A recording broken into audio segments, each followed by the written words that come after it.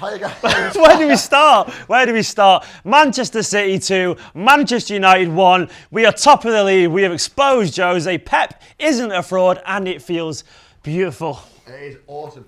I can't believe it. It's probably since the 6-1, one of the strongest performances we've seen from Manchester City in a derby. It's been absolutely brilliant. I mean, I've not seen this game. I was so nervous during that. I was watching it there on my birthday as well, thinking we better not lose this. And it wasn't a classic game, I would say. It was very entertaining for the neutral, and maybe it wasn't even the purest Guardiola game ever in terms of it got scrappy at the end. But we won it. We got the points. We ground out a result in the way that we ground out a result when Stoke came back, when West Ham attacked us. And this Guardiola team, it's stern, it's tough, and this is a Mourinho team that is known for being tough, and known for grinding out results, or even getting something from a game. He couldn't do it. He couldn't do it at all, could he? Well, it's almost. Well, what's weird about? Let's put this out there. United did not play badly. No, they didn't.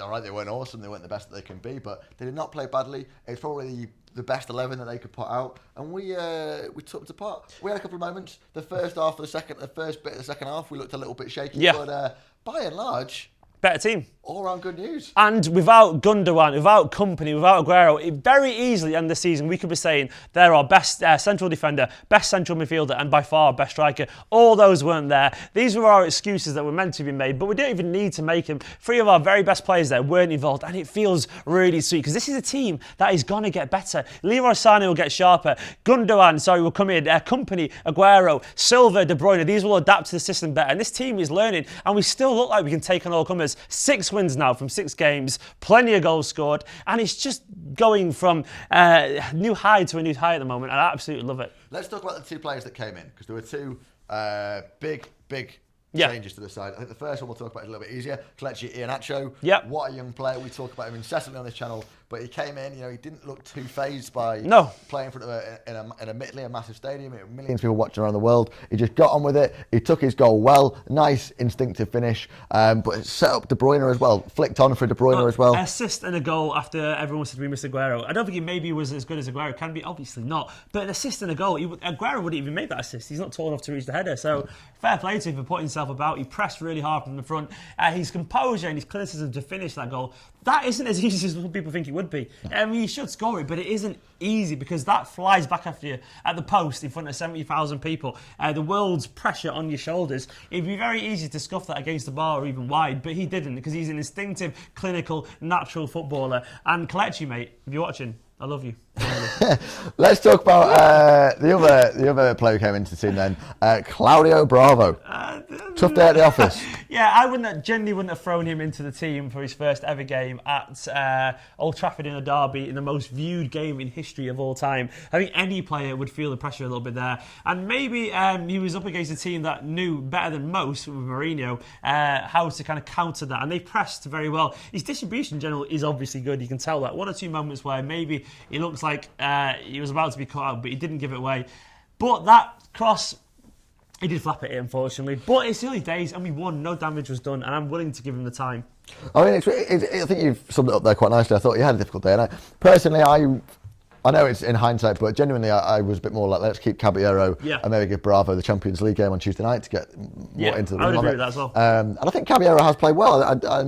Just as a goalkeeper should be, I think he is a safe pair of hands. I think, all right, he struggled at the start. But then again, like I'm saying now, Caballero struggled when he first came into the side and then grew into it. And hopefully Bravo, this is his sort of struggle, and it didn't cost us too much. We still won the game. You can't doubt his pedigree. It does speak for itself. He's won 2 Copa Americas. He's 33 years old, the first ever Chilean to reach 100 caps. He's got an excellent pedigree. He's loved by the fans that has been there. He's won Keeper of the Year in the Liga and so on. But now he has to adapt to a new challenge. I don't doubt he will. And the one thing, even though he did look like he had made a few mistakes, he didn't look bothered.